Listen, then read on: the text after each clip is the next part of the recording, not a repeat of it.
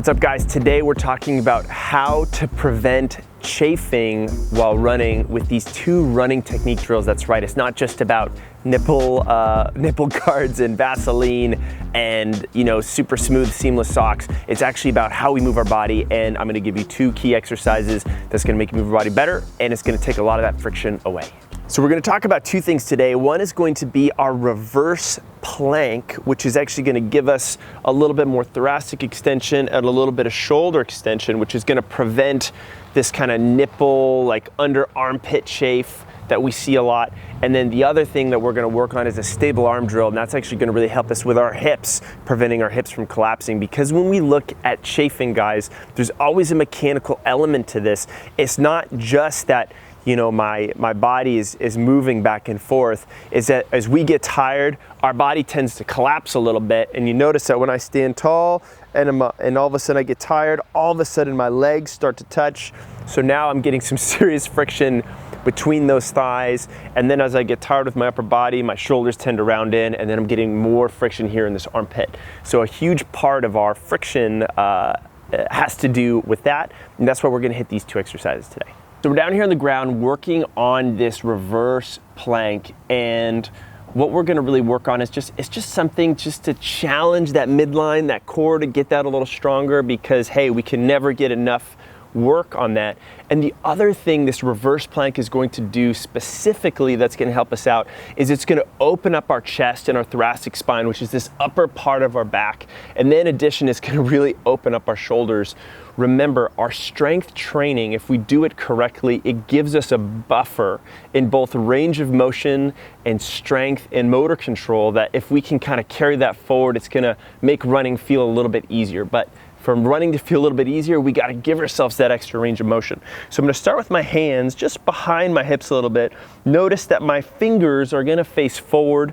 My toes are gonna be together. I'm impersonating my inner gymnast. My quads are gonna be flexed here. I'm gonna push my hips up as high as I can. And I may notice when I first get into this position, I'm getting a massive shoulder stretch in the front of shoulders. Well, guess what? You are. Because your shoulders are tight, just like mine are. And I'm gonna keep those hips up high, and I'm just gonna try to live here for 30 seconds. That's gonna be the challenge. Now, as I do this and as I talk to you right now, I start to notice that my hamstrings are starting to burn a little bit. My quads are burning, my glutes have to stay on. And notice as I get tired, where do I wanna go? I wanna go here, right? So make sure you don't drop those hips, keep those up high, push through the ground. That's gonna be our first step just towards giving us a little bit more shoulder range.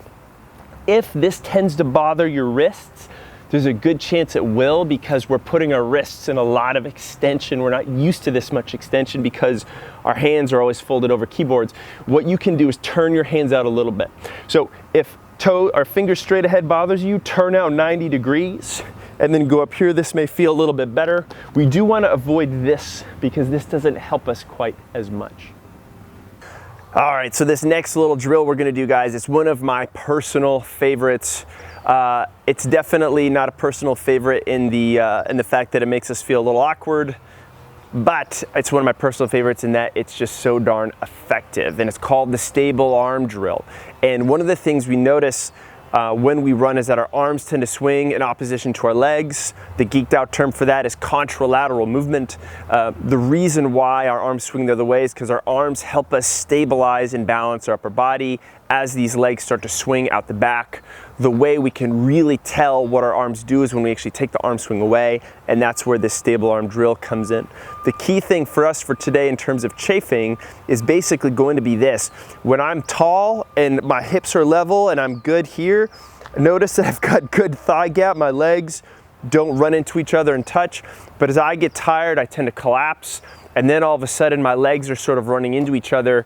And a good telltale sign of this, if you're someone who comes home and you've got little calf scuff marks on your calves, well, you're kicking yourself. Well, obviously kicking ourselves is not probably the most efficient way to run. Don't worry, don't feel bad. I kick myself too. I get those calf marks as well. That's why we're doing the stable arm drill. So what I'm gonna do is I'm gonna start running in place, and I'm gonna start to bring my arms straight out in front of me. And I'm gonna do a little run path. I'm just gonna run by you. There we go. Follow along. relax, and then I'm just gonna shake it out and just run regular. Good. My next pass, what I'm gonna do is I'm gonna bring my arms together and I'm gonna start to go here. I notice my arms are gonna bounce a little bit, that's okay.